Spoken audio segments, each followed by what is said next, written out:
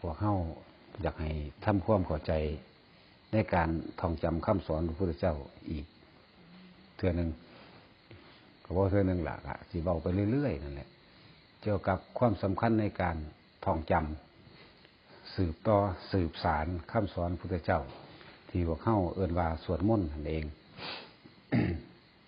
ในความสำคัญของคำสอนของพระพุทธเจ้าคือบทธรรมจักรกับปวัตตนสูตรซึ่งเป็นคำสอนที่พระพุทธเจ้าทุกๆพระองค์จะต้องเทศนาบ่ว่าพระพุทธเจ้าองค์ใดก็ตามเมื่อบรรลุแล้วตรัสรู้แล้วทั้งสิ้นก็ต้องเทศนาในธรรมจักรกับปวัตตนสูตรบทต่อไปก็คืออนัตตลักษณสูตรว่าด้วยความบ่มีตัวตนหรือสุญญตานั่นเองบทต่อไปที่เพิ่นต้องแสดงต่อไปคือว่าอธิตปริยยสูตรว่าด้วยของร้อนตาเป็นของร้อนหูเป็นของร้อนจมูกเป็นของร้อนตาหูจมูกลิ้นกายใจนั่นแหละเป็นของร้อนเป็นที่มาของราคะโทสะโมหะต่างๆอยู่ในความสำคัญใน3บทนี้ที่เป็นแสดงธรรมทุกๆพระองค์ต้องแสดงแล้วก็ในอีกอันนึงก็คือว่าหลังจากเป็นแสดงธรรม3บทนี้แล้วเทวดาโกลาหลตลอดทั้งบุคคลทั้งหลายถามหามงคลต่างๆนานาเราพุทธเจ้าทุกพระองค์ก็ต้องแสดงมงคล38นั่นเองที่พวกเข้าสวดเสวนาจะพารานังปฏิตานังจะเสวนาบูชาจะบูชนิยานังที่พวกเข้าสวดกันอยู่เรื่อยๆบอกมงคลก็คือว่าการดำเนินชีวิตในทางผิดในทางถูกเป็นแบบใดนั่นแหละนี่คือความสำคัญทั้งหลายเหล่านี้เป็นสิ่งที่พระพุทธเจ้าเพิ่นแสดงมาตลอดบางที่เฮาได้ยินได้ฟังธรรมบทใดบทหนึ่งในที่กล่าวมานี่อาจจะมีการบรรลุธรรมก็ได้ต่อไปเพิ่นก็สิแสดงอภิธรรม7นี่ทุกพระองค์ต้องขาดบ่ได้เพราะว่าเป็นของทดแทนบุญคุณของมารดาพุทธมารดาเฮายังมีโอกาสที่สิบรรลุธรรมแม้นว่าเฮาพลาดจากคณะที่เป็นมนุษย์ก็ตามแต่ว่าทุกสิ่งทุกอย่างก่อนที่ว่าสิได้มาต้องได้จากมนุษย์ซะก่อนบ่แม่นว่าสิเป็นเทวดาหรอกจังสิได้เด้ทุกสิ่งทุกอย่างจากรู้สวรรค์จากรู้นรกพรหมโลกตลอดถึงพระนิพพานขอให้รู้ทางรู้แนวเอาไว้ตอนที่เป็นมนุษย์อยู่นี้เอง ยกตัวอย่างในการสำคัญของความสำคัญว่าพระพุทธเจ้าเฮาเวลาเพิ่นแสดงธรรมจักรเอาพระพุทธโคดมเฮานี่เวลาเพิ่นแสดงธรรมจักรนี่มนุษย์คือมีอยู่แค่5องค์ที่ได้ฟังธรรมแต่ว่าบรรลุธรรมโสดาบันเพียงผู้เดียวคือพระอัญญาโกณทัญญะเนี่ยที่เฮาได้ยินแต่ว่าอัญญาวะตะโพโกณทัญโยอัญญาวะตะโพโกณทัญโยติอิติอิตังอัญญสมโตอัญญาโกณทัญโยตะเววะนามังอโหสิติแปลว่าอัญญาโกณทัญญะได้รู้แล้วหนอนี่อัญญาโกณทัญญะได้รู้แล้วหนอที่เพิ่นแสดงธรรมมีมนุษย์ผู้เดียวบรรลุธรรมเป็นพระโสดาบันผู้เดียวแต่ว่าเทวดาทั้งหมด18โกฏบรรลุอรหันต์ทั้งหมดเลยบางนี้อยากให้รู้เบื้องหลังของการบรรลุ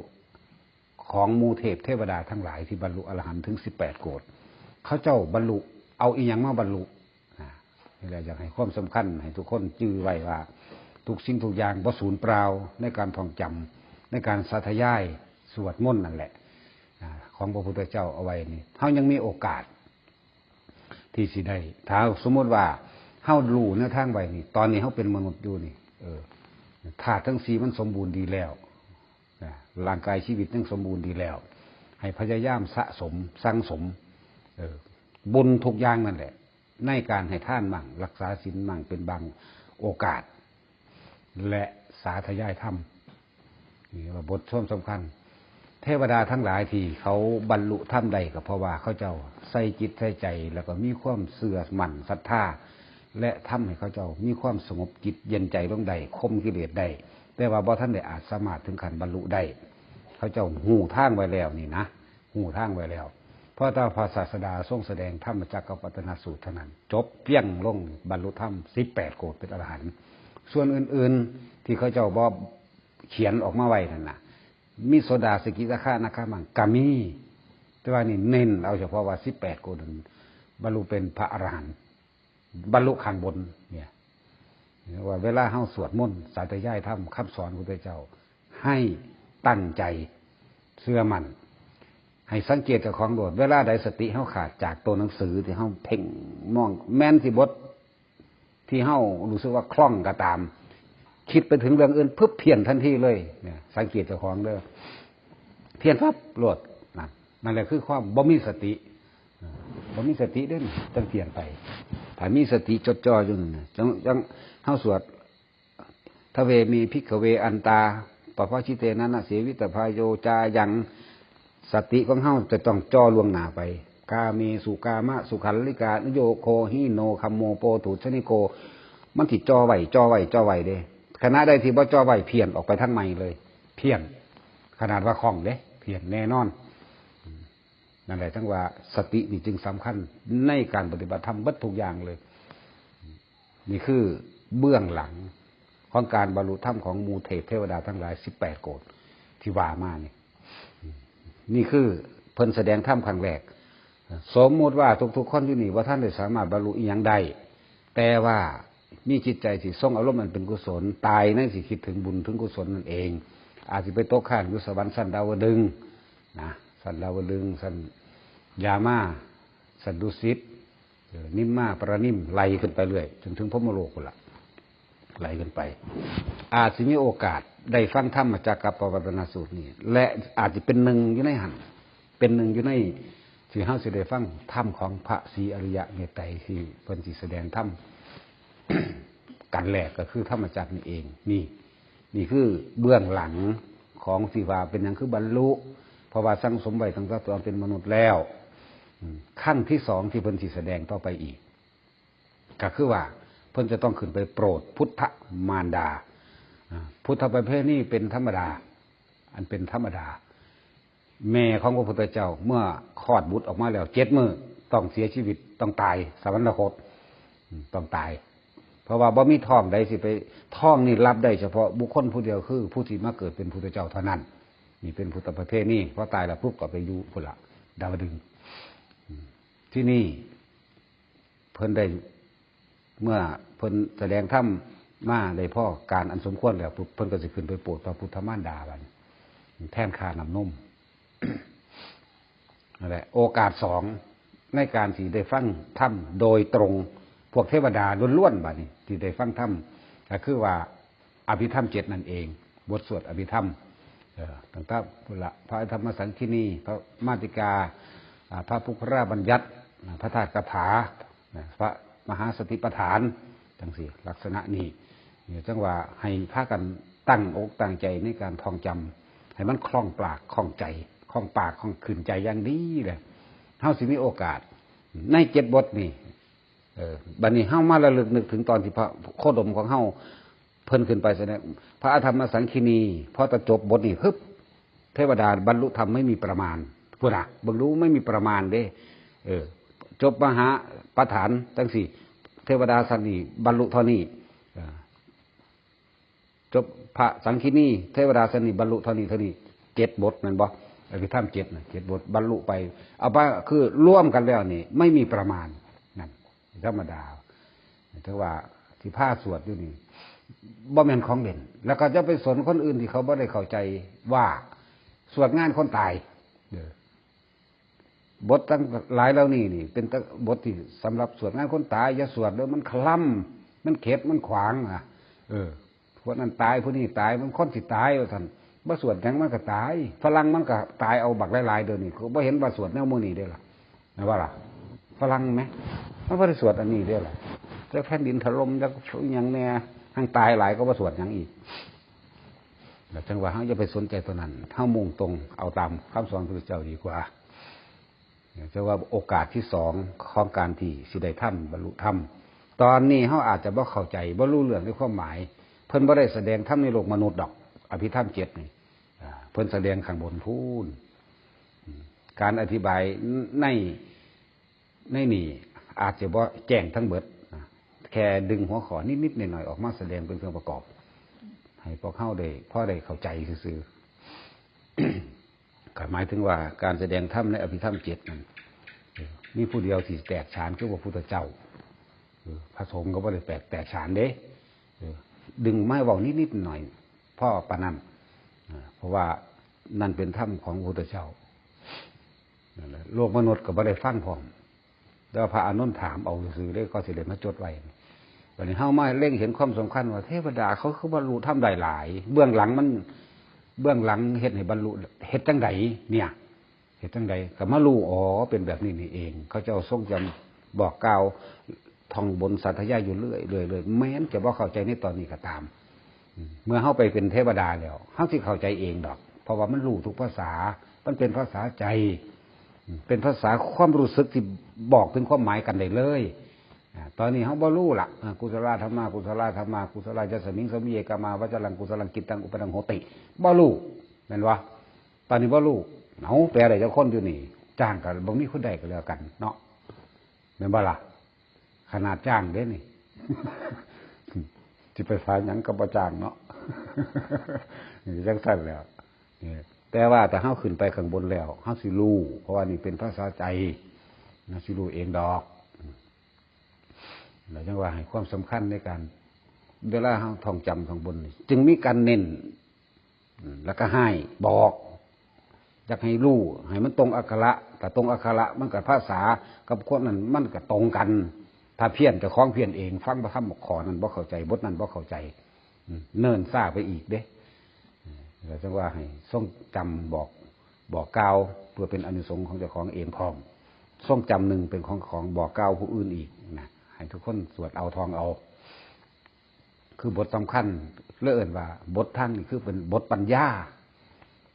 นี่ธรรมจักรเนี่ยแหละอันดับหนึ่งที่เพิ่นแสดงขึ้นในเทวดาคืออภิธรรมเจ็ดนั่นเองให้ทุกคนทองเปโลจะไปสนไผ่ทะยานเขาแล้วกับเป็นลี่ทองอยู่ในสวมมันอยากว่าล่ะ ถ้าอยากอายคนยานคนว่าหลายหมุดดินเขาในหัวหมอหนึ่งล่ะอยากก็ยานเขาหลายซุบหัวเข้าไปในหันเขาทำไว้เห็นหยังจะปากบางทีอย่างสั้นธรรมะต้องเปิดเผยปิดบังมันเศร้าหมองมันบ่แจ้งมันบ่รู้มันบ่องอาจจักว่ามันลบลี่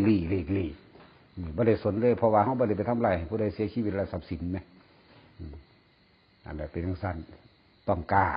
เพราะฉะนั้นเพิ่นสิว่าอาจหารเด็ดเดี่ยวบ่เนาะโสเป็นโสตายเพราะฉะนั้นเพิ่นสิว่าบ่แม่นบ่โสมันก็ตายอยู่แล้วไผก็ดีในเมื่อเฮาสิตายทั้งที่ขอให้มันได้อันสิ่งเหล่านี้ติดกับใจเฮาไปเถอะนามันบ่สูญหายไปไสดอกมีประโยชน์เฉพาะตนอยู่แล้วผู้อื่นบ่มีก็สร้างหัวมันที่แหละในขณะใดที่เฮาสวดหลายคนเข้าใจว่าบ่สงบมันสงบแล้วจากการปรุงแต่งแสวงหาโกรธเกลียดเครียดแค้นบุคคลผู้นั้นผู้นี้ซ่อมเจ้าของบ่ล่ะเวลาเฮาสวดบ่ได้กระทั่งเธออิติปิโสภควาอรหังสัมมาก็สวดไปในขณะนั้นเฮาบ่ไปคิดปรุงแต่งอยากได้นั่นอยากได้นี่คิดฮอดผู้นั้นสั่งผู้นี้เด้ใจเฮามันจ่ออยู่ในตัวหนังสือนี่เอิ้นว่าสงบแล้วหยุดกิเลสไว้แล้วก็หยุดหยุดไว้นั่นแหละ พักผ่อนในจักหน่อยพักมันในจักหน่อยในความอยากได้อย่างดีอย่างนี้เป็นนะให้พักเนี่ยเอาตัวนี้เขาใส่แท่นเนี่ยเอาตัวธรรมะนี่เขาใส่เอาสิ่งที่เป็นบุญที่เป็นกุศลเขาใส่เจ้าของความสงบมันก็เกิดขึ้นอยู่ในหันแล้วความเย็นยังสงบเย็นจากความอยากได้นั่นแหละลองคิดอยากได้นั้นอยากได้ดีเบิ่งดูมันบ่กังวนหาบางหันบางนี่หาผู้นั้นหาผู้นี้แลนพอบอกแค่หาคนซอยอยากให้เขาหากิเลสให้เจ้าของนั่นแหละอยากให้สำเร็จนั่นแหละอะไรกันว่าการสวดมนต์ก็เป็นการภาวนาอันหนึ่งคือการภาวนาแปลว่าอะไรล่ะภาวนาแปลว่าทำให้เกิดความสงบแปลว่าล่ะภาวะนี่คือภาวะทั้งหลายบัดทุกสิ่งทุกอย่างหน้าเนี่ยตัดสระอาออกหรือต้นนอนหนูคือนะโอ้คือใจนั่นเองนะนี่คือใจนี่เองให้เกิดความสงบภายในจิตใจของตัวเองนั่นแหละที่เรียกว่าภาวนาเง่าถ้าพุทโธคำเดียวมันสั่นมันศูนย์ปาโธอยู่หันแล้วนั่นบ้าล่ะฉะนั้นคือทุกอย่างเขาคอยเก็บรายละเอียดเก็บเอาบ่ได้แบบนี้เอาแบบนี้เพื่อให้เกิดความสงบของเจ้าของเองแต่ว่าบ่ได้เคร่งบ่ได้เครียดมันดอกไม่ต้องไปคุ้มมันทำไปเรื่อยๆทำบ่อยๆทำให้มากเดี๋ยวมันก็เป็นของมันเองจังว่านี่คือความสำคัญของการสวดมนต์ความสำคัญและในที่สุด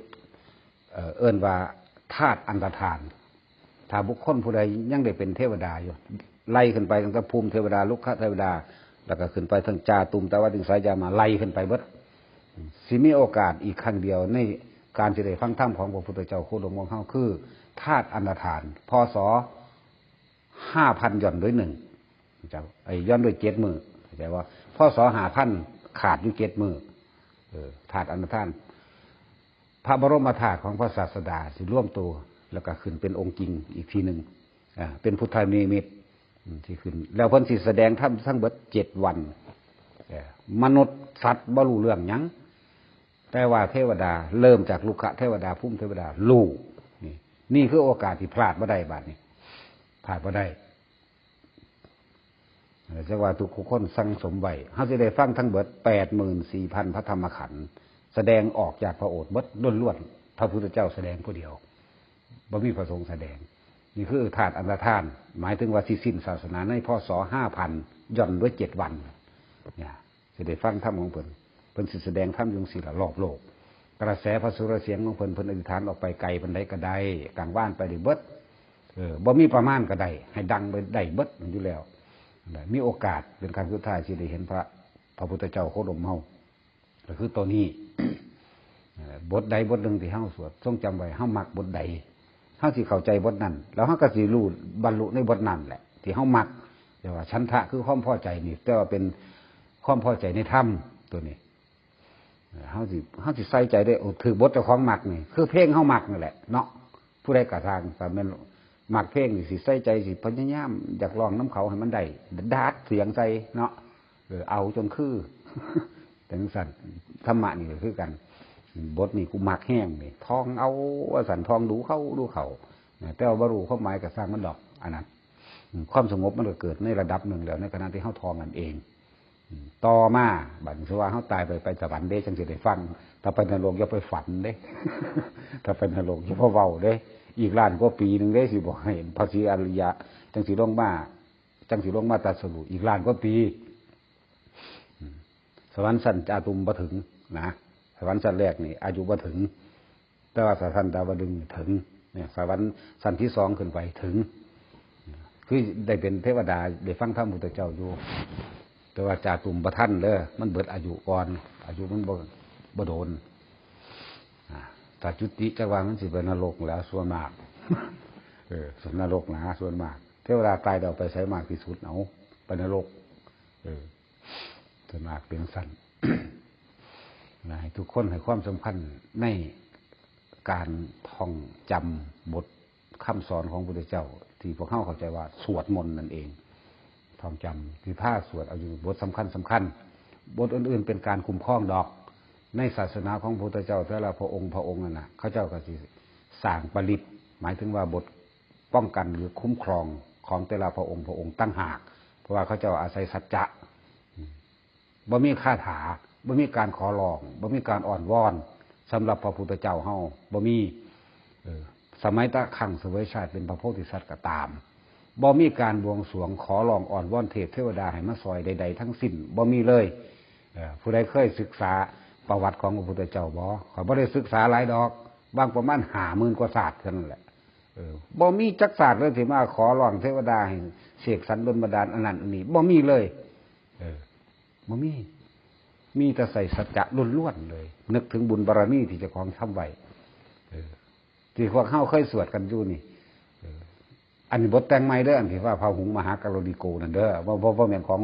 พุทธเจ้าแต่งเด้ที่บอกให้พระพุทธเจ้าแต่งบ่กี่บทเด้ที่เพิ่นบอกนะคำว่าแต่งของเพิ่นคือเพิ่นดึงของเก่าเพิ่นมาใส่นั่นเองจังวัตกะปาริตเขาว่าคาถานกขุ่มจังซี่มาจากจังไดนี่สมัยนึงเพิ่นก็เกิดเป็นนกขุ่มไฟไหม้ป่ามาเบิด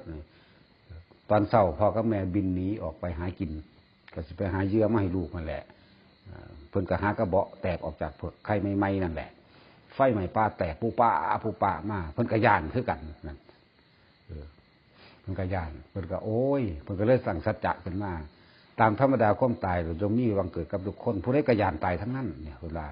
เพิ่นก็เลยใส่สัจจะว่าปีกทั้งสองของข้าพเจ้าก็มีอยู่ขาก็มีอยู่นะมารดาบิดาก็มีอยู่แต่บินหนีไปแล้วคือไปหากินแต่บินหนีไปแล้วเนี่ยขึ้นชื่อว่าความตายข้าพเจ้าก็กลัวตายเหมือนกันไฟเจ้าเอ๋ยขอท่านจงดับลงเถิดข้าพเจ้ากลัวตายเป็นว่าสัจจะบ่ล่ะนี่เพิ่นเว้าซ้ำนี่นึงเด้ใน16ว่าไฟดับพึบลงเลยนี่แหละ บัดนี้คำสวดเนี่ยอัตถิโลเกศีลกุโนสัจจังโสจยโนนั่นแหละเคยสวดบ่อัตถิโลเกนั่นน่ะคุณคือศีลสัจจะความยิ่งใหญ่คือความจริงทั้งหลายเลยนั่นแหละแน่บ่ได้ไปขอร้องให้เทวดามาซอยเลยแม้ชาติที่เป็นมหาชนกตกน้ำก็คือกันขนาดนั่งเมฆลาเทวดาประจำแถวนั่นแหละลอยมาถ่วงเพิ่นโอ้ยบุรุษผู้โง่เขาเจ้าสิเพี้ยนไปถึงใสถึงเจ้าสิลอยว่ายน้ำทะเลไปนี่ก็เอาชีวิตบ่รอดแน่ตายแน่ว่าซั่นลุกขึ้นมายินเทวดาบอกว่าซั่นโอ้ยนางคนพาลเอ้ยว่ะบ่รู้หั่นแต่เป็นพวกเฮาเด้โอ้ยซอยข่อยแน่ซอยข่อยแน่หล่นแหละเนาะเพิ่นบ่ได้ว่าเลยโอ้ยคนพาลเพิ่นเว้าซึ่งสว่าความเพียรแล้วบ่ได้ว่าสิบ่มีประโยชน์เป็นไปบ่ได้ยังน้อยๆมื้อนี้ข่อยลอยน้ำมานี่ถึง10กว่ามื้อก็เห็นเจ้านี่นั่นเห็นบ่ล่ะบ่ได้ว่าซอยแหน่เด้บ่ว่าไล่เขาหนีซ้ำนางคนพาลว่าซั่นไล่เทวดาเด้นั่นแหละมีแต่ใส่สัจจะล้วนๆใส่บุญบารมีของเจ้าของล้วนๆหลายภพหลายชาติ ตอนนี้คือจังนั้นคาถาขอฝนเพิ่นว่าเนาะเพิ่นใส่สัจจะเพิ่นรักษาลูกน้องบริวารเพิ่นอยู่ในหนองน้ำที่มันแห้งคนก็เอาไปสวดแล้วก็เอาแมวไปใส่กรงไว้ฝาดน้ำใส่แมวมันหนาวสากตายว่าซั่นก็มีโอ้ยล่ะพากันเป็นบ้าอีหยังเด้จักตีกองตีหยังเพราะมันก็หนวกหูเพราะมันคือกันทั้งมันก็หิวเข่าพร้อมแมวก็ดีจอยวัดเอาแมวไปแห่แล้วก็ว่าสวดคาถาปะคอเขาว่ามันพอเมียนแบบนั้นฝนใส่สัจจะเป็นจังฝนตกลงมาน่ะเนี่ยแล้วเพิ่นก็จังมาใส่สัจจะอีกที่หนึ่งว่าครั้งไว้ชาติที่โพธิสัตว์สมัยนั้นเราเกิดเป็นปลาช่อนใหญ่ลูกน้องบริวารของเขาเกิดน้ำแห้งน้ำมันแห้งเป็นเยื่อของนกมั่งเป็นเยื่อของสัตว์หลายต่างๆนั่นน่ะเลยใส่สัจจะของเพิ่นขึ้นชื่อว่าความสามัคคีไม่มีศีลธรรมบริวารของเราทั้งหลายแตกต่างแย่งชิงความเป็นใหญ่ซึ่งกันและกันมีแต่ความเห็นแก่ตัวนี่คุณธรรมไม่ได้เกิดขึ้นกับน้ำในสัตว์ที่นี่จึงแห้งลงแล้วนั่นเป็นว่าแต่มีแต่ตัวเราห้ามเขาแล้วก็ไม่อยู่เพิ่นก็บอกว่าบุญบารมีที่เราได้กระทำมาทั้งหมดขอจงดลบันดาลฝนจงตกลงมาเองเถิดนะที่เพิ่นใส่สัจจะตัวนี้ตั้งหากคนก็ไปเอาคาถาปะคอฝนมันไม่ได้เกี่ยวกันเลยก็ว่าเพิ่นจะเป็นให้เทวดามาเฮ็ดฝนตกแม่นบ่ล่ะนั่นแหละนี่ถ้าเฮารู้ความจริงอันแนวมื้อนี้แล้วเฮาสิไปหาขอร้องเฮ็ดหยังภาษาพี่สังนั่งใหม่เนาะสร้างวัดอยู่นี่บ่ได้เคยมีได้ว่าสิมาอีหยังผูกไส้ผูกอีหยังใส่บ่มีมีแต่คนพร้อมของพร้อมยกขึ้นเลยมื้อใดมื้อดีมื้อมีของพร้อมคนก็พร้อมเฮ็ดเลยได้วัดนี่ก็เลยบ่ได้เกี่ยวกับเทวดาบ่เห็นว่ามันมาแบกอีหยังซอยนะถ้ามันเฮ็ดได้อีหลีก็โอ้ยก็สบายแล้วคนเฮานั่งเบิ่งเนาะแต่ว่ามันมีฤทธิ์เดชแท้นะก็เฮ็ดไปของเฮาอยู่นี่แหละยังว่านำแนวทางตามทุกห้อยของพระพุทธเจ้าบ่ได้มีได้เพิ่มถึงมาสวดมันนี่ผูกแขนวันเกิดอยู่นี่จะมามีอยู่นี่ได้ด่าเด้ บวงสรวงอันนั้นอันนี้คือเขามาขุดเจาะน้ำบาดาลทีอันพวกอีหยังเขาหยัง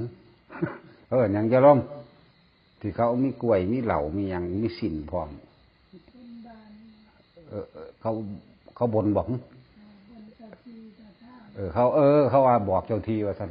กูนี่เป็นเจ้าทีถ้ากูประจ้างสูงมาสูงสุดได้เฮ็ดบอกว่าเศร้าเดี๋ยวนี้ว่าเด็กถิ่มบ่ได้นี่สุดหรอกพี่เจ้าทีถ้ากูประจ้างสูงมาสูงสุดได้เฮ็ดสุดขอทั้งเจ้าทีทั้งใดนะก็อีหลีนี่แหละบักอันมันอันเจาะน้ำมันคือปีศาจคู่ฝุ่นได้วันนี้หัวฟูๆยองๆเนาะมันไปเจาะน้ำมันทั้งไหลบักหานั่นก็เลยน้องออกล้อก็มนมิตรขี้ตมหรอกอาจารย์ผมเสียนบนเจ้าทีได้สิไว้มึงเท่าเดี๋ยวนี้ได้กูพี่ได้เป็นเจ้าทีวะเขาได้ประจางมึงมากแต่มันกูวะเข้ากันโอ้ขับขุดลงไปมันก็ได้น้ำอยู่ด้วยล่ะอันพวกเขาไปหา100 บน100 บานบ่ได้จักหลุมเห็นบ่ได้จักหลุมที่เห็นบอกบักปีศาจกูฟุ้นเห็ดเลยมันขุดลงได้ซ้ำเห็นไหมถ้ามันมาทางใดหัวมันมีตั้งแต่ขี้ตมมันนะเห็นแล้วโอ้บักฮามึงคือปีศาจกูฟุ้นเธอกันแผลนะเลยมันจังสั่นไปเลย ปีศาจกูฟุ้น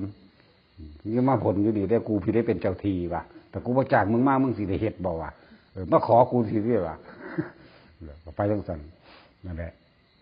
ให้เสือตัวเองนี่อย่าไปเสืออีหยังแน่จังสันไรสละงมง่ายเทวดาเขามีจริงบอกกะมีถ้าเฮาเป็นคนมีบุญสักอย่างน่ะเขาก็มาเองมากับสร้างแมงเด้มันสิยากหยังแม่นบ่ล่ะบ่ได้ขอร้องกับไผได้หากินเราเองนี่เนาะบ่ได้ก็เฮ็ดหน้าก็กินของไผของมันน่ะแม่นบ่ยาลมหรือบ่เห็นมามันไปดำหน้าให้ล่ะเนาะว่าก่อนสิดำหน้าก็พากันเขียนอีหยังคาถาปักแหกเขาว่าเลยปักต้นนี้ได้เขามื่นมาเหยียบปักต้นนี้ท่านเสียขาได้ปักต้นนี้ท่านให้ขามีว่าเด้ปักต้นนี้ให้ขายิ่งมาส่วงใส่ปักต้นนี้ว่าไปนะบ่เห็นว่าผู้ใดแต่ของเป็นขี้ขาแต่ของยังบ่รู้อีกอยู่เนาะนั่นก็มีเข้าขึ้นเล่าก็คือการเกี่ยวแล้วก็พากันลี่หาบมาตีสามโอ้ยพวกบาปเกี่ยวเอาเองให้เราเองอยู่จะให้มันมีขึ้นมาได้จังไดก็ไปปันใส่ฝุ่นใส่ปุ๋ยมันจังสิงามมันบ่แม่นมันผีพวกนั้นนั่นแหละอย่าเชื่ออย่างไรสาระงมง่ายอย่าเชื่อพระธรรมสืบต่อกันมาเห็นบ่จังซี่แหละคิดว่าเจ้าของสิรวยตินั่งอยู่หันไผสิรวยพวกขึ้นบ้านใหม่ก็คือกันบัดนี้หาแต่มือขึ้นจังซั่นจังสี่ว่าเด้ถ้าบ่มีพิธีขึ้นบ้านใหม่มันสิตายติบัดพวกสร้างเขานอนหลับโกนเกิดอยู่หันมันคือว่าตายจักคนเนาะบ่ทันได้เฮ็ดแล้วซ้ำแม่นบ่ล่ะหาเลิกได้วันนี้คำหนึ่งสร้างแก้วขึ้นสู่ปราสาทคำสองคำพร้อมทั้งผีปราสาททำคำไปน่ะควายส้นสี่คำความคนบ่ทันเมียนว่าเด้คำต้องเสียนพระรามหกคำทรงสำเภาไปฆ่าเอามือนี่ล่ะว่าเด้โอ้ยเอามือนี่ล่ะรวยว่าเด้โอ้ยทั้งสี่ก็มีเห็นบ่นี่แหละเจ้าความงมง่ายเห็นบ่ไร้สาระว่ามันบ่มีตัวมือใดมันสิก็คือมือใดมันพร้อมขึ้นโลดแล้วก็บ่ต้องไปหาเอิ้นคนดอกขึ้นง้อมๆไปโลดนั่นเจ้าของเองนั่นแหละถ้าตาหาบเงินหาบทองไปโอ้พากันว่าใส่เด้เขาว่าเด้โอ้ยพวกพี่บ้าเงินเจ้าของแท้ๆก็เลยเฮ็ดแล้วก็ขึ้นรถไปหยังมันสิไปมีอีหยังอยู่ในหันเนาะนี่แหละคำสอนพระพุทธเจ้าอย่าเชื่อเพราะกระทำสืบต่อกันมาเชื่อกันเปลืองเราว่าสั่นแม่นว่าล่ะขาไก่พร้อมเปลืองเราว่าล่ะไปเอิ่นคนมาไปท่องบ่มีก็ไปยืมผู้อื่นเขามาใส่เบิ่งดูหั่นพาขึ้นเฮือนเฮ็ดของเขาเหียนะแม่ของสิได้เสียขอนี่แม่นว่าล่ะสมมุติเหียจัก5 บาทหรือ10 บาทสิได้ขายเงินหลังนั้นล่ะให้เขานั่นแหละจังว่าโอ้ยพากันเฮ็ดไร้สาระงมง่ายจนนั่นว่าตนแรกเป็นที่พึ่งของตนสรุปเป็นไปตามกรรมท่องบาลีคำว่ามงคลพระพุทธเจ้าทุกพระองค์ก็ต้องแสดงคือกันมงคล38นั่นเองอเสวนาจะปารานังบันทิตันจะเสวนานั่นนี่แหละอันนี้ก็จะเข้ากับท่องจำไว้เพราะว่าเป็นเครื่องดำเนินชีวิตการใช้ชีวิตท่องไว้คือมันสิเป็นอุปนิสัยเหตุปัจจโยเหตุทั้งหลายทั้งปวงที่เกิดขึ้นอารมณปัจจโยนี่ก็คือตกสู่อารมณ์ทั้งหลายที่เฮายึดครองอยู่เนี่ยถือมั่นอยู่เนี่ยอธิปฏิปัจจโยเป็นใหญ่กว่าสิ่งทั้งปวงคืออารมณ์ทุกคนตกอยู่ใต้อารมณ์นะอธิปสัมมนันตระปัจโยมากมายหลายร้อยพันนี่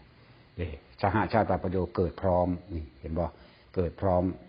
แต่ว่าบุคคลทั้งหลายเป็นผู้ไม่รู้ธรรมจึงไม่เข้าใจและไม่รู้เรื่องว่าทุกคนทั้งหลายนี่ตกอยู่ใต้อารมณ์ความรู้สึกนึกคิดของตัวเองเนี่ยเพราะว่าไม่รู้ธรรมเห็นบ่บัดนี้ถ้ามันรู้ธรรมแล้วมันก็บรรลุตาหน่อยกันตัวถ้ามันรู้ตาหน่อยก็เลยเนาะแต่มันคือสร้างสมไว้นั่นแหละนี่คืออภิธรรมแต่ว่าแสดงบ่เบิดดอกเอาแต่นิดๆหน่อยๆคือว่านั่นแหละ เหตุทั้งหลายทั้งปวงธรรมทั้งหลายคือทุกสิ่งทุกอย่างที่เกิดขึ้นเพราะเอิ้นธรรมทั้งหลายย่อมเกิดแต่เหตุเนาะถ้าเฮารู้เท่าทันเหตุแล้วธรรมทั้งหลายนี่ทั้งสายเกิดและสายดับเนี่ยทั้งกายเกิดและสายดับใจของเฮาถ้ารู้ท่านมันก็ดับเองบ่ได้เกิดขึ้นอีกต่อไปนะ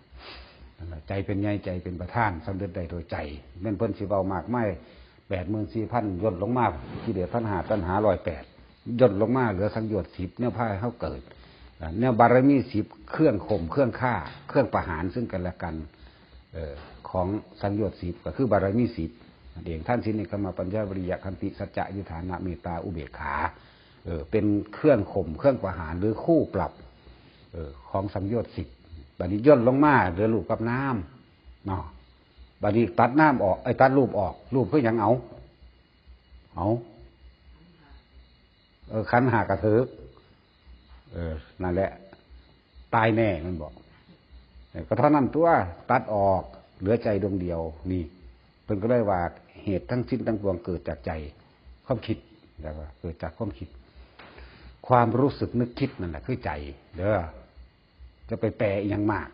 ความรู้สึกนึกคิดนั่นแหละคือใจเวลาพวกเจ้าเสียใจเลยสันพวกเจ้าเอาอีกอย่างว่าเอาเสียใจเวลาศูนย์คนกูเหลืออกเหลือใจเด้เรื่องบ่ท่านมันหยังสันความคิดตัวภาวาซะก่อนแต่ความรู้สึกเด้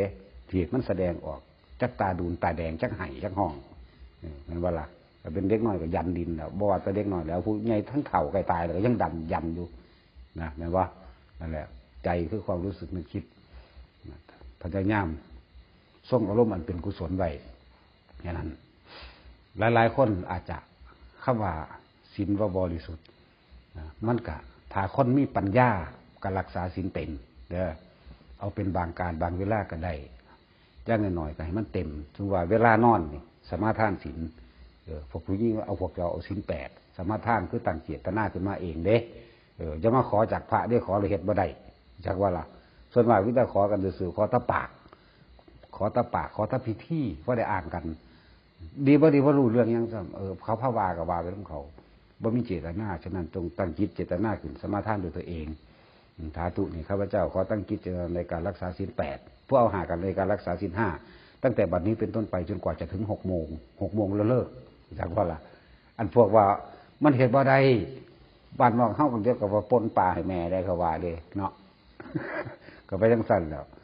พวกเอาศีล5ก็ดีพวกเอาศีล8ก็เอาให้มันเป็นการทั้งเป็นเวลานี่คือวิธีรักษาศีลที่เฮาบ่อาจสามารถสิทำเต็มมือได้เข้าใจว่าล่ะเริ่มมาสมาทานเอาเฉพาะก่อนนอนนอนก็นอนมีศีลตัวศีลได้ล่ะเป็นพื้นฐานใหญ่ทั้งเบิดเลยศีลได้เป็นดุจดังแผ่นดินเป็นที่ให้เหยียบอย่างใดนั่นแหละถึงว่าเอาสมาทานศีลนอนก็นอนอย่างผู้มีศีลแม้นมันสิมีแค่3 ชั่วโมง4 ชั่วโมงดีกว่าบ่มีซะเลยเห็นบ่นั่นแหละตั้งเจตนาที่พวกเข้าทองมื้อนี้ในโอวาทปาติโมกข์ศีลปาริภาวิโตมหาปโรโหติมหานิสังโสนั่นศีลนั่นแหละจะเป็นเครื่องอบรมให้เกิดสมาธิเห็นไหม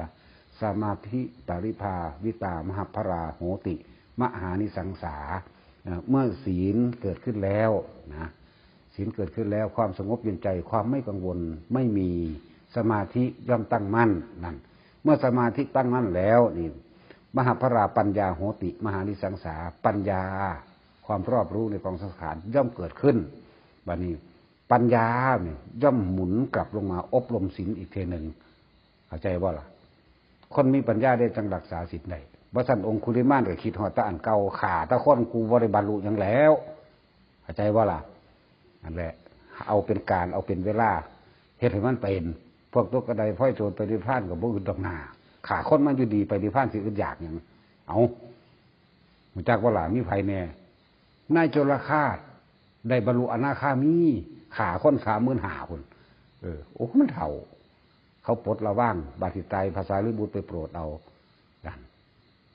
แต่ไปฆ่านึกถึงซะว่า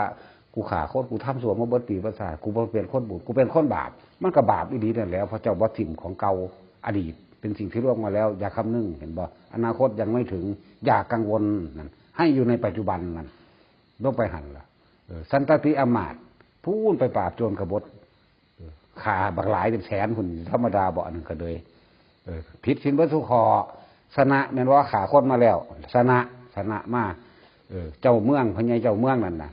สร้องให้เลยประทานนั่งสนมกำนันให้ผู้หนึ่งอายุ16 ปีบักเฒ่ามันก็ได้เด็กน้อยมันก็หลงแล้วเนาะว่า16 ปีบักเฒ่ามัน40 กว่าปีแล้ว